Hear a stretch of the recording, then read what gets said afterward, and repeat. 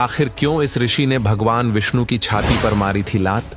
क्या सच में इस अपमान के बाद श्री हरि नारायण ने समग्र सृष्टि का नाश कर दिया था? और क्या आप जानते हैं लक्ष्मी जी ने ब्राह्मण को क्यों दिया था इतना भयानक श्राप, जिसका परिणाम आज भी पूरा ब्राह्मण समाज भुगत रहा है? चलिए जानते हैं इस वीडियो में। दोस्तों, कमेंट में ओम विष्णवे नमः जरूर लिखे। यूं तो हमारे सनातन धर्म में कई सारे ऐसे ऋषि मुनि थे जो अपने क्रोध, अपने तपोबल और साथ ही अपने दानी स्वभाव के लिए जाने जाते थे, और उनमें से ही एक थे महर्षि भृगु। महर्षि भृगु ब्रह्मा जी के मानस पुत्र थे। उनकी पत्नी का नाम ख्याति था, जो दक्ष की पुत्री थी। महर्षि भृगु सप्तऋषि मंडल में एक ऋषि के समान माने जाते थे। सावन और भाद्रपद में वे भगवान सूर्य के रथ पर सवार रहते थे।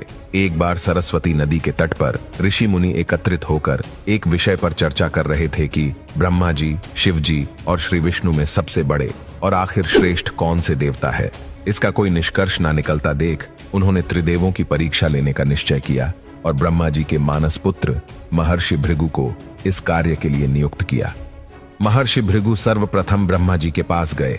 उन्होंने ना तो उनको प्रणाम किया और ना ही उनकी स्तुति की। यह देखकर ब्रह्मा जी अत्यंत क्रोधित हो गए।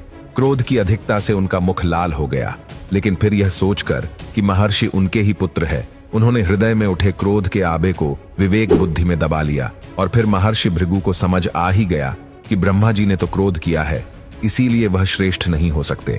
वहां से महर्षि भृगु कैलाश की ओर गए। देवाधिदेव भगवान महादेव ने देखा कि ऋषि भृगु आ रहे हैं, तो वह प्रसन्न होकर अपने आसन से उठे और उनका आलिंगन करने के लिए भुजाएं फैला दी। किंतु उनकी परीक्षा लेने के लिए भृगु मुनि उनका आलिंगन अस्वीकार करते हुए बोले हैं, है महादेव, आप सदा वेदों और धर्म की मर्यादा का उल्लंघन करते हैं। दुष्टों और पापियों को आप जो वरदान देते हैं, उनसे सृष्टि पर भयंकर संकट आ जाता है, इसीलिए मैं आपका आलिंगन कदापि स्वीकार नहीं करूंगा। उनकी बात सुनकर देवाधिदेव भगवान महादेव दृष्ट हो गए और तिलमिला उठे। उन्होंने जैसे ही अपना त्रिशूल उठाकर उन्हें मारना चाहा, वैसे ही भगवती सती ने बहुत ही अनुनय विनय कर किसी प्रकार से उनका क्रोध शांत कर दिया। कहते हैं ना दोस्तों, भगवान शिव जो कि बहुत जल्द ही क्रोधित भी हो जाते हैं और बहुत जल्द ही प्रसन्न भी हो जाते हैं, तो ऋषि भृगु की इस हरकत पर वो एकदम से क्रोधित हो उठे। इसके बाद भृगु ऋषि वैकुंठ लोक गए।